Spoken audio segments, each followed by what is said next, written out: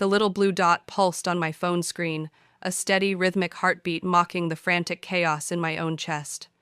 It was stationary now, settled in a quiet cul-de-sac I knew all too well. For the past 3 weeks, this little blue dot had been my anchor to a terrifying new reality, a digital breadcrumb trail leading me through the labyrinth of my husband's lies. The gym bag, a brand new leather monstrosity he'd bought himself as a supposed reward for a new health kick, had been the perfect vessel. Inside, nestled between his running shoes and a spare towel, the tiny GPS tracker I'd bought online had become my silent, unblinking confidant. Tonight, the signal wasn't at the gleaming new 24-hour fitness center across town he'd been raving about.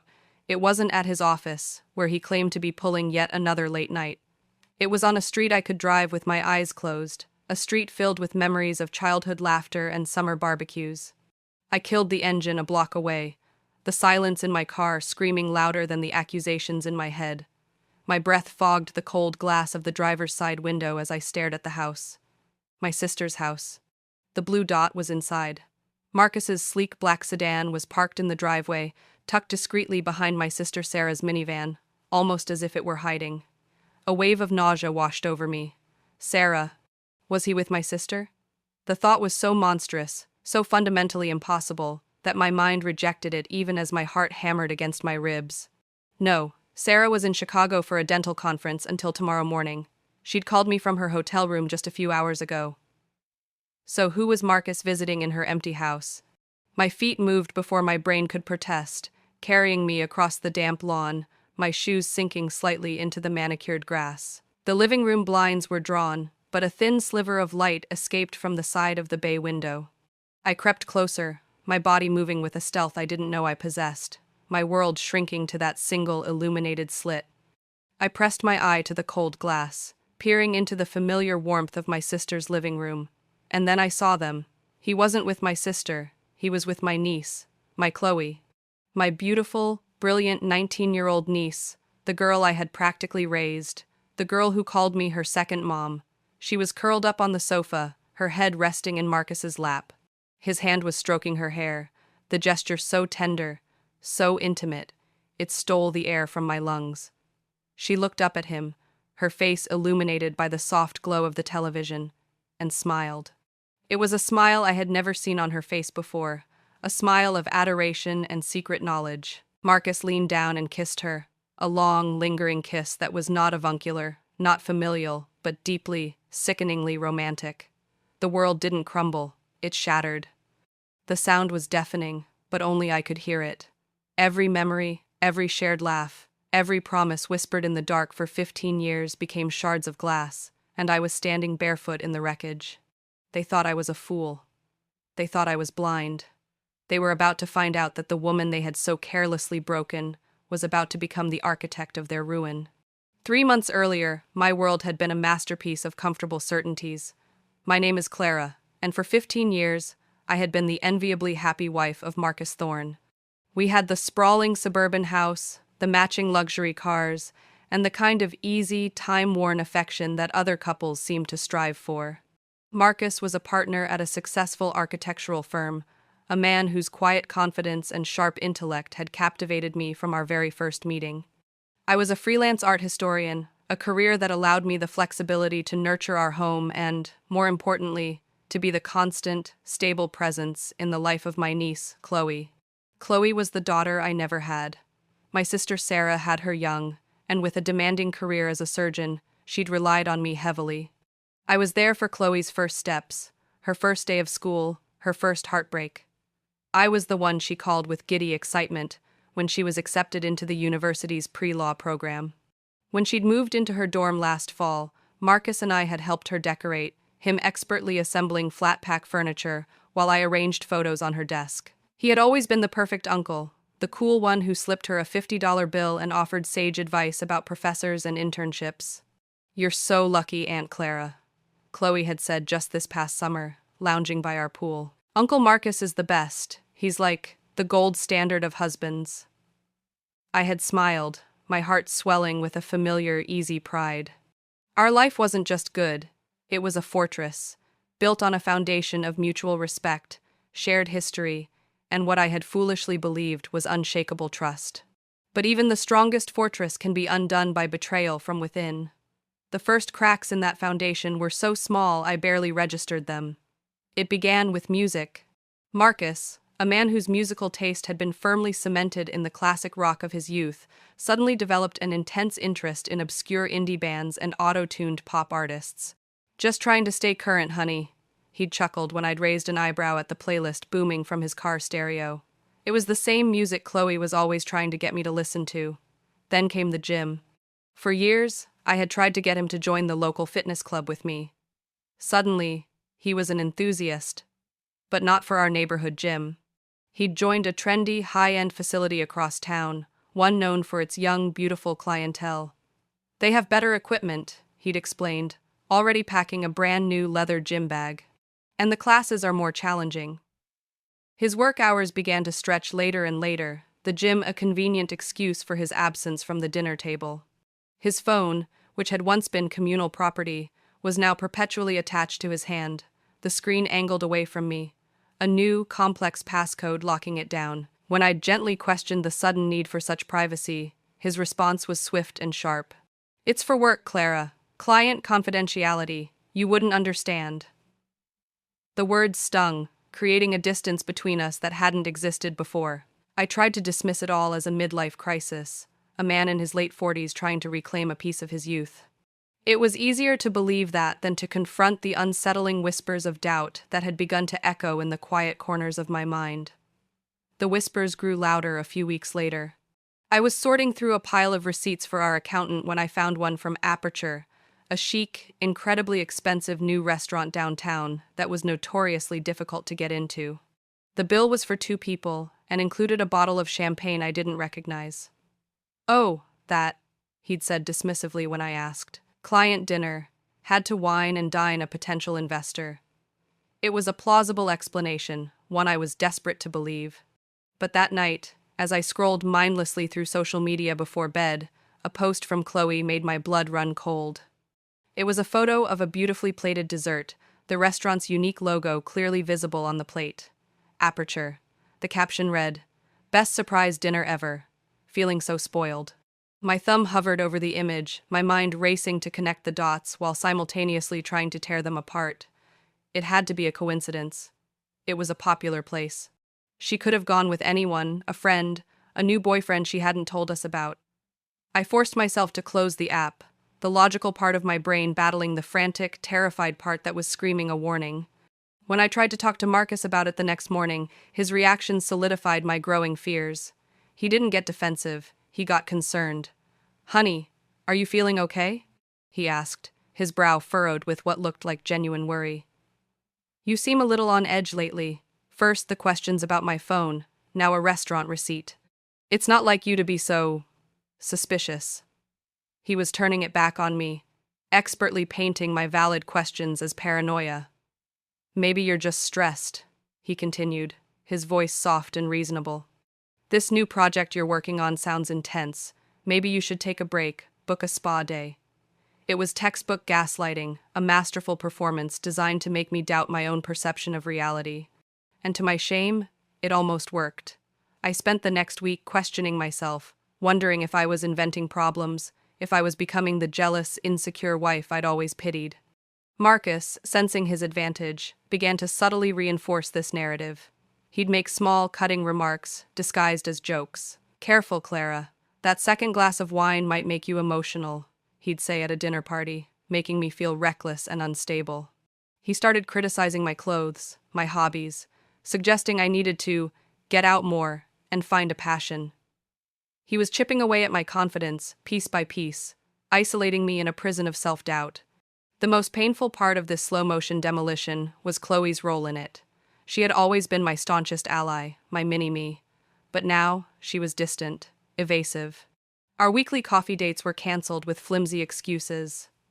When I did manage to get her on the phone, she sounded distracted, her conversation peppered with subtle digs that sounded eerily like Marcus's. "Aunt Clara, you really need to relax," she'd say, her voice laced with a new, patronizing tone. "Uncle Marcus is working so hard. The last thing he needs is to come home to an interrogation.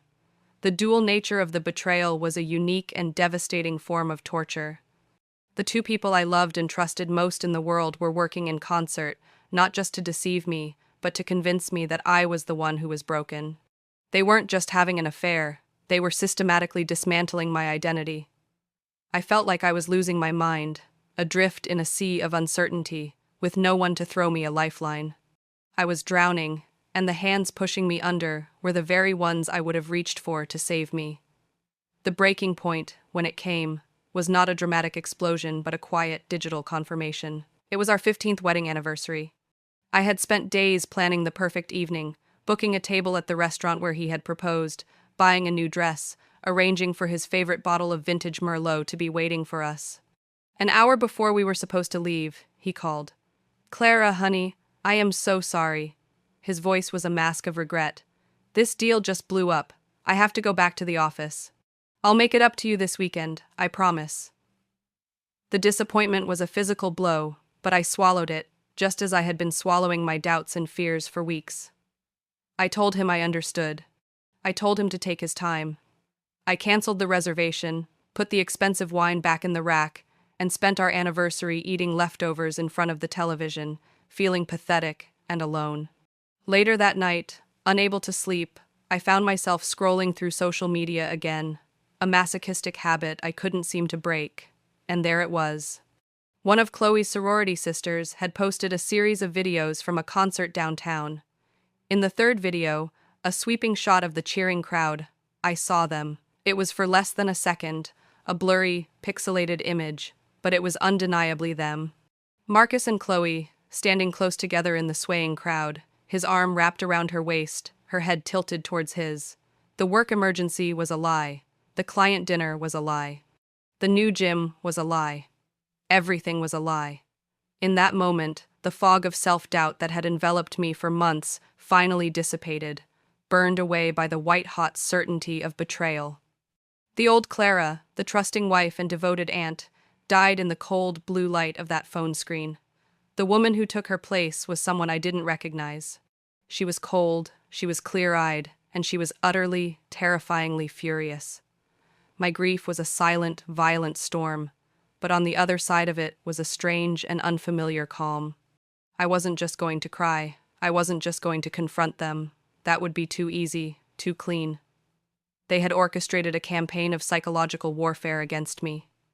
My response would be equally calculated.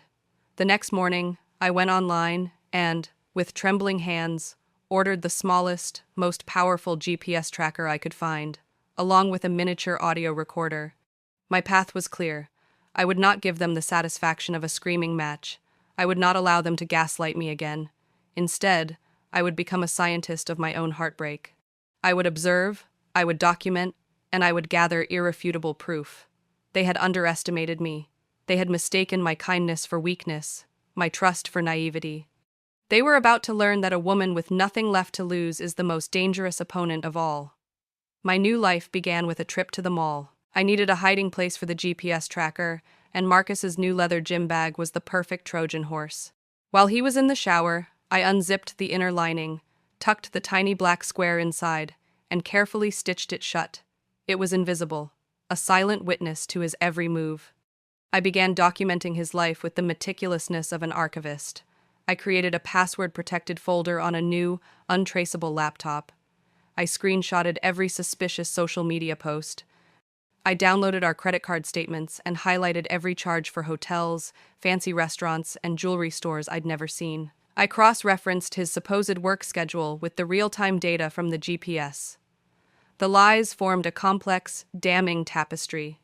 His late nights at the office were trips to Chloe's off-campus apartment. His client meetings across town were lunches at secluded bistros. The new gym was a lie that almost made me laugh at its audacity. He had never once set foot inside the building. The audio recorder, small enough to fit in the palm of my hand, became my constant companion. I'd leave it under the seat of his car, capturing hushed, intimate phone calls. The sound of Chloe's laughter, followed by Marcus's low murmur, was a special kind of poison. "She has no idea," I heard him tell her one afternoon. "She's so wrapped up in her boring little world, she wouldn't notice if a freight train drove through the living room. Each piece of evidence was another stone in the wall I was building around my heart. The pain was immense, a constant dull ache that never subsided. But alongside the pain, a new feeling began to grow, a cold, hard resolve. I was no longer a victim of their deception. I was the curator of their downfall. Before we continue, please write in the comment which country you are watching this video. We love knowing where our global family is tuning in from. And if this is your first time on this channel, please subscribe. Your support helps us bring even more epic revenge tales of life. Enjoy listening. The GPS tracker painted a vivid, heartbreaking map of their affair. 3 times a week, the little blue dot would travel to the university campus and settle over Chloe's apartment building for hours at a time. On weekends, it would lead me to boutique hotels in neighboring towns, places where they could be anonymous. One Saturday, consumed by a need to see it with my own eyes, I followed the signal. I parked across the street from a charming little inn, my camera with its telephoto lens resting on the passenger seat. An hour later, they emerged, hand in hand, looking for all the world like carefree lovers on a weekend getaway. He opened the car door for her. She leaned in and kissed him before getting in. I clicked the shutter, the sound unnaturally loud in the silence of my car. The photo was perfectly clear, their smiling faces a testament to their casual cruelty. It was the centerpiece of my collection, proof that would be impossible to deny or explain away. The hardest part was maintaining the facade. I had to play the part of the devoted, slightly oblivious wife while my entire world was burning down around me. I made him his favorite dinners. I asked about his day, feigning interest in the fictional work crises he invented. I listened to him complain about his demanding schedule, the very schedule that was a cover for his infidelity, and I nodded sympathetically. It was the performance of a lifetime. Every smile was a lie.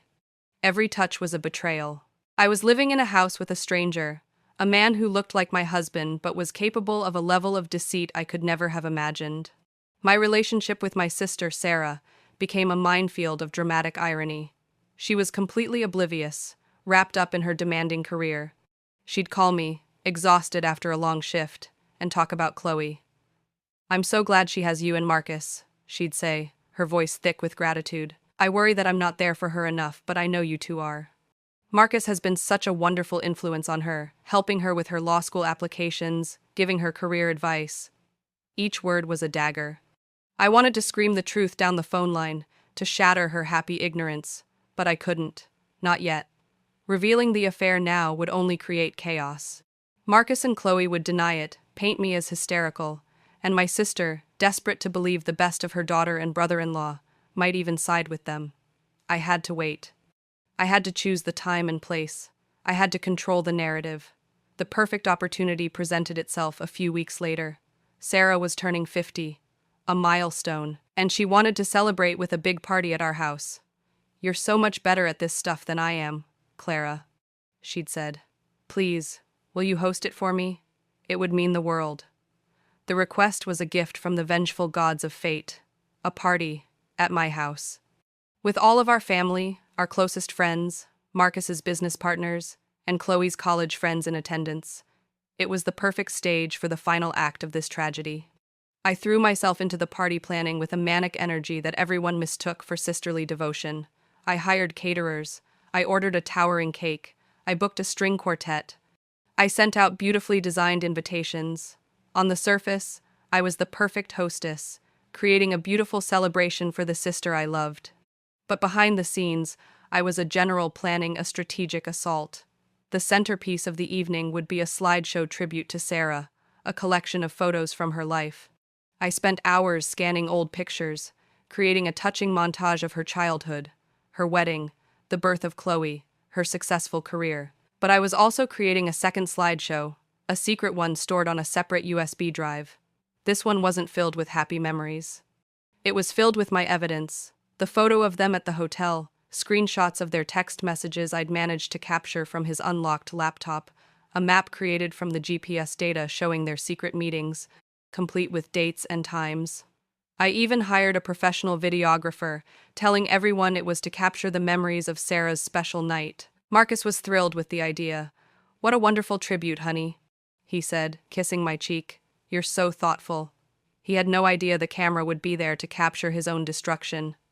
The night of the party was a surreal blur.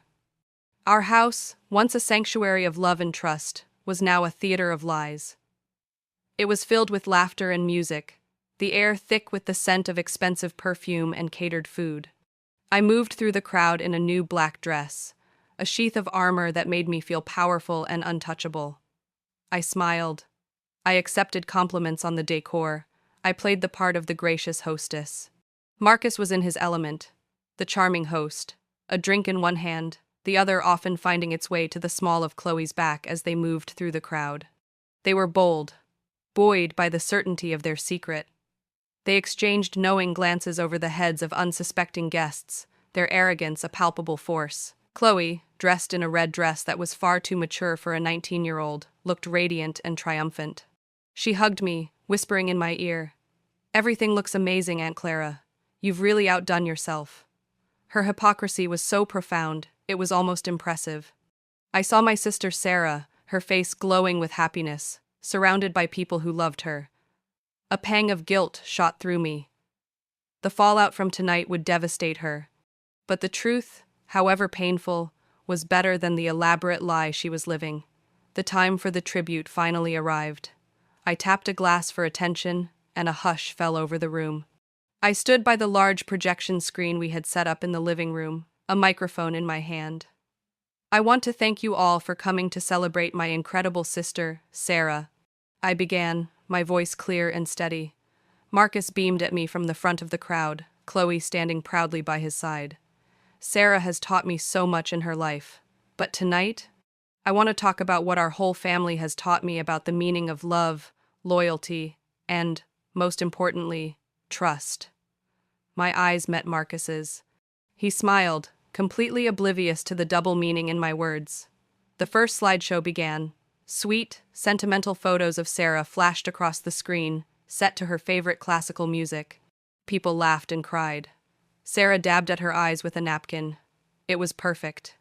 As the final photo faded, I stepped forward again. "And now," I said, my voice dropping slightly, "I have one more surprise.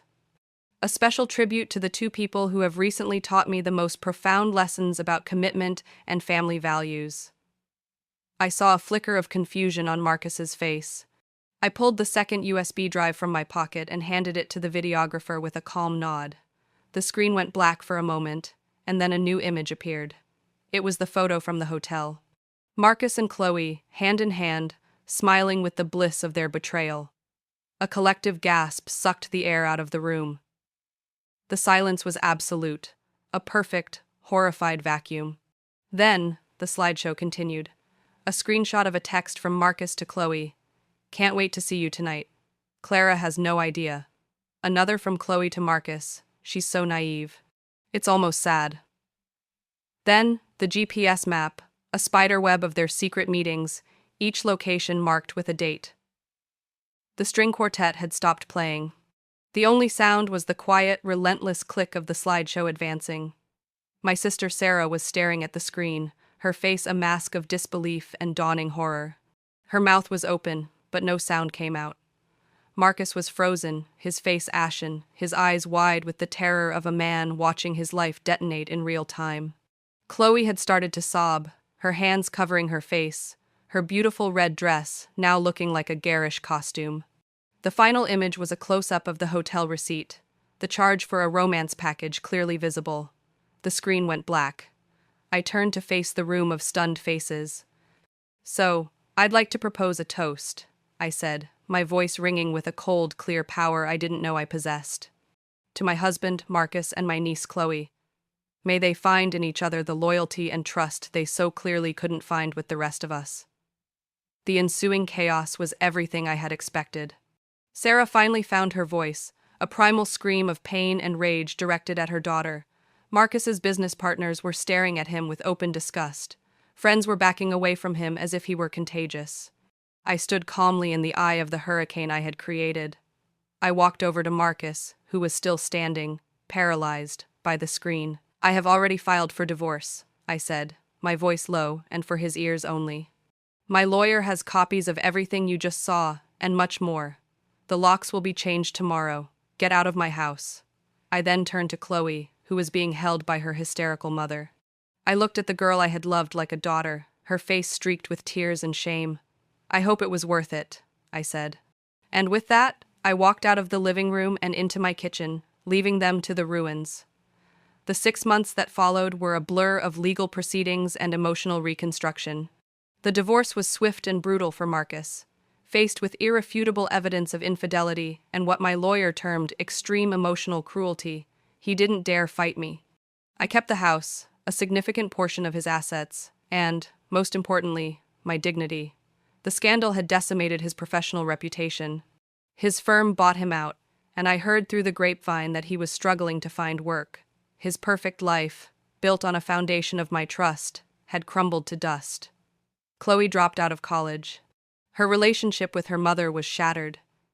Sarah, after the initial explosion of grief and anger, had been my unexpected rock. Our shared betrayal forged a new, stronger bond between us. We spent long nights talking, crying, and slowly, piece by piece, helping each other heal. The relationship between Marcus and Chloe, a sordid affair born in the shadows, couldn't survive the harsh light of public exposure. It imploded within weeks of the party. Their grand passion, it turned out, was no match for shame and consequences. I began the slow process of rebuilding myself, not as Marcus's wife or Chloe's aunt, but simply as Clara. I started seeing a therapist.